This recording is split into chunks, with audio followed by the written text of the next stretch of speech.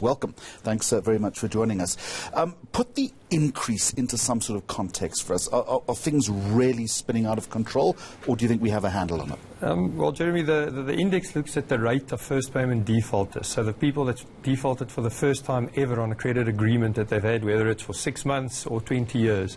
And that the index has indicated that the rate of decrease, the rate of default has increased across most obvious or most clearly on the unsecured lending products such as personal loans and credit cards, where there's been a marginal improvement on the home loans and vehicle asset finance side, and not surprisingly a marginal improvement on the retail side as well. When we talk about new credit defaulters, these are people who are either going into that space for the first time or might have been taking credit out for a long time, but are simply unable to keep up now. Correct. So it's more in line with more people that have credit and have used it over time, and they've not defaulted before. The index looks at an individual that's defaulted for the first time, and we express that as an index relative to the credit that they have. So you mentioned personal loans showing the biggest increase year on year. I suppose the reason for that is obvious, isn't it? Yeah, we must put it in context as well. Credit in South Africa, the 1.72 trillion rand, is of that 75% is secured lending debt. So it's vehicle and asset finance, but mostly home loans.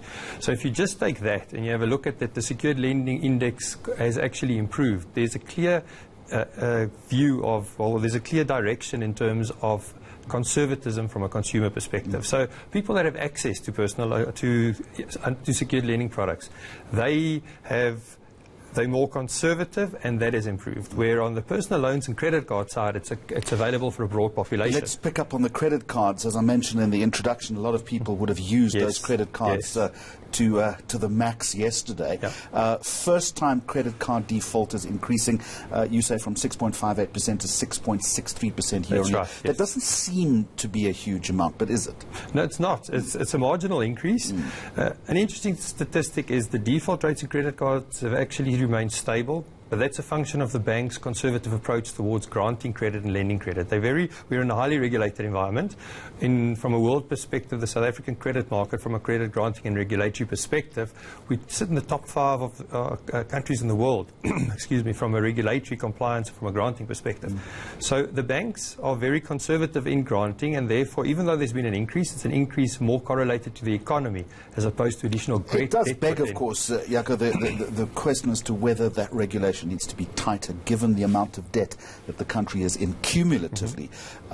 Surely we need to be even more judicious when granting credit. Yeah, and since the implementation of the National Credit Act in 2007 and the regulators strictly governing and auditing the lending of credit, as I mentioned, we're in a very, very conservative environment, and the banks and retailers, all credit grantors, they adhere to these tighter lending criteria, and with them being audited on a monthly or quarterly basis by the regulator, they are very, very conservative and strict and apply very good rules in terms of granting credit. So in a nutshell, I don't believe there's any need to change the regulations.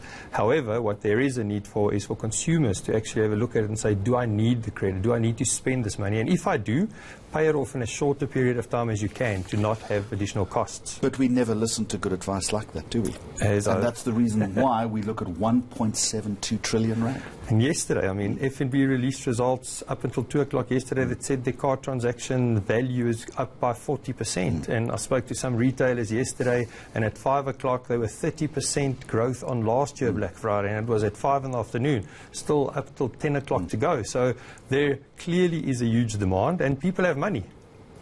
Well, they've got money, they have access to money. They don't necessarily have the money, because that statement is going to come at the end of the month. And it comes at the worst possible time, probably, because most people get paid early in December. Right. Then there is that huge bubble that you've got to deal with through until the end of January. Yeah, so what we've seen is there's been a move in the purchase patterns for consumers from the run up to Christmas, but it's all happening now on Black Friday. So the majority of the spend, consumers buy all their goods on Black Friday, which naturally then results in, well, from a cyclical perspective, in January, February, March, we see the defaults from these sales come through. What is interesting, though, is it's marginally earlier than pre-Black Friday when the spend happened over Christmas, but the actual rate of deterioration in payment profiles, or the rate in which people don't pay, has not decreased significantly since, or gotten significantly worse since the advent of Black Friday. And as I mentioned, it's more a macroeconomic environment that is causing distress for consumers today, because it's across the entire spectrum of consumers. I just want to end this with that figure of 1.72 trillion rand in outstanding debt. Is that any better or any worse than in previous years? It is definitely a higher number, and there is a higher demand for credit. And in the market, credit is so freely available. It is a big drive, especially on the unsecured lending space, cards and personal loans, to generate growth, simply because the secured space is extremely tough to operate in a market where there's no demand for secured goods. Okay, we're going to leave it there. Did you have a good Black Friday yesterday? I avoided like a plague. What did you buy yesterday? I avoid the malls like a plague. I just saw the pictures and decided I'm going nowhere near there. From Experian South Africa, Jaco van Jaarsveld, thank you very much.